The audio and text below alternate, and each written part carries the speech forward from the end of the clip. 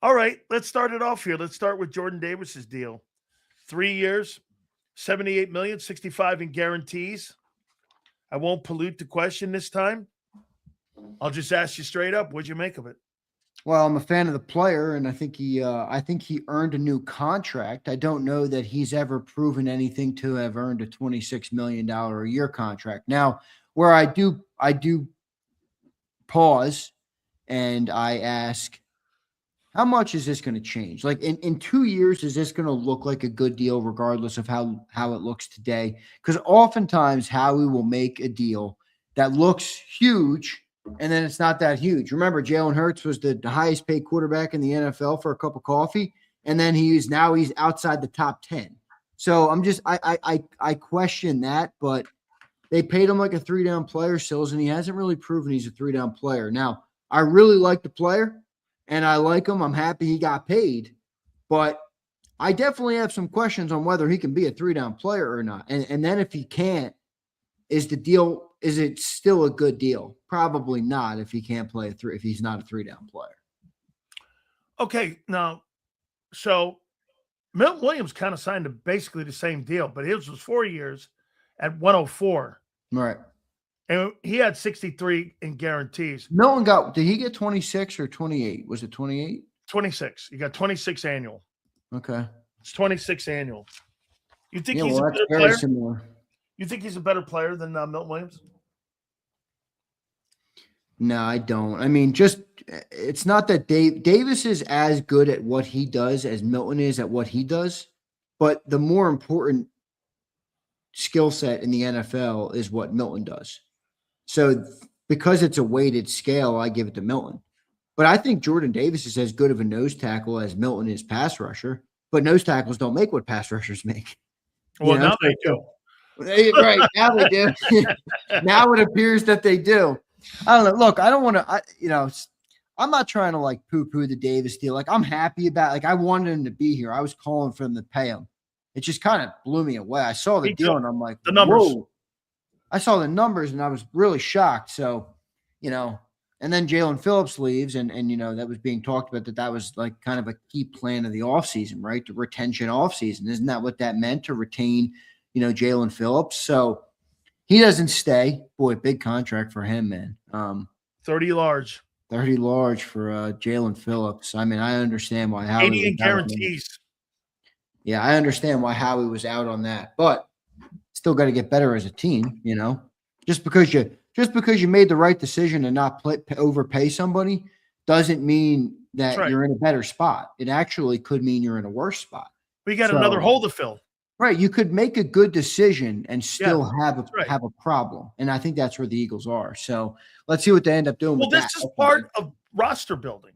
Yeah, it is. It is. I mean, and that contract perhaps makes it harder, but I don't know. I'll ask this: if they pay Jordan Davis like a 2-down player, like he's been, and it was $20 million, can you take that extra 6 and get the Phillips deal done? I don't know. I'm just throwing it out there. I'll tell you, man. I think that's a rich deal for when you're in third down defense 69% of the time, and you're taking a guy off the field. You're basically taking a $26 million guy off the field. That's a tough one for me to swallow, man. Yeah, I mean, boy. And again, I really do think he had a good year too. And I get you, man. And I think it started in 2024, Zander, when he started really working out and being in shape, and we saw it at the end of the Super Bowl run. So this wasn't just last year. This had gone on the year before. And Clint had said it, man. He started getting committed at the beginning of the 2024 season. So I think it's carried over. 26. Man, that's a lot of money for a 2-down guy. All right, so let me go to Jalen Phillips now. Jalen Phillips signs his contract with the Carolina Panthers. That really kind of makes a lot of sense. Dan Morgan is represented by Rosenhaus and Associates. Robert Bailey's his agent. That was really going to be a tough putt to get away from either Tennessee or Carolina. Carolina's closer to where he lives with all his family in South Florida. $30 million guaranteed, 4-year, 120. Give me your takeaway on how much of an impact you think that is now to your defense. Well, maybe I tipped my hand a little early on your question, but I kind of think it's what I said in terms of I understand not going to 30 here. Like Sills, I think Jalen Phillips is a good player, and I thought he helped the team. I'm not going to deny that he helped the team. To me, I never once saw an elite edge. No. I didn't. And I don't say that as a knock on the player, but certain edges come along and you're like, holy shit, that guy can freaking get to the quarterback. Like you were with Will Anderson when he really came, into his own. I didn't see that at all from Jalen Phillips. And at 30 million large, I mean, I understand it. Now, my big question though is that doesn't just because you made the right decision doesn't mean you're in a good spot, and is it Grenard? Is it who's it going to be? I actually like Bradley Chubb. I think I like the idea of Bradley Chubb, but Phillips got 30. What the heck is Bradley Chubb going to get? Now, it's not to say he's going to get more than 30, but we thought he was going to get, I don't know, 12 to 15. I think he's going to be 20 plus. I think that's why the Cowboys traded instead of waiting for Gary to get on the open market, because Gary would have got up there near 20, 28, 30. Maybe. And they That's gave a why fourth, they did it. a fourth rounder. I wonder, let me go see what Bradley Chubb's value would be right now, or just what 14 million. Is that what they're listing on like Spotrac or whatever it's Yeah, called? like they've been right.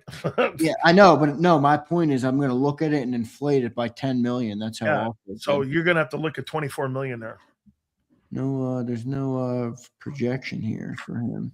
I thought it was 13.5, something like that, somewhere in that room. Yeah, they may have redone those things too, because no, they didn't redo it last when I checked this morning, but I never looked on Chubb. Sometimes they don't give you a market value for certain players, but there's no market value here, so I don't know why. All right. What message do you think Jalen Carter was sent with this Davis deal? Well, I think there's been a litany of things that have been messages to Jalen Carter, and I think they do not start and end with the Jordan Davis deal. I mean, I thought the reporting about him being involved in the Micah Parsons deal, I thought the potential about him being involved in the Max Crosby deal, and I was joking about this morning. I said, if it was Big Sills telling you that they're going to trade Jalen Carter, it's not that Sills doesn't have sources, but Sills will take a 1% chance of something and maybe make you believe there's a 70% chance of it happening. John is a polar opposite type of guy. He's not a sports talk type of guy that generates content, that creates good debate and good discussion. He's a reporter type. He's been saying there's a lot of smoke on Jalen Carter, dude. And I wonder what they're, you look at the Micah Parsons, the Max Crosby, the Jordan Davis deal. You have Moro Ojomo still here. I mean, are they looking to tell Jalen Carter, hey man, you're a good player, but you got to earn it. You're not just going to be delivered the silver platter, and you're replaceable. You're not irreplaceable. Maybe that's the message they're sending, or there's no message at all. I do think sometimes people underestimate how much negotiation goes on. Like in terms of you play hardball, you try and create leverage. Howie could be trying to create leverage with Drew. Drew might be saying, I want 35 million.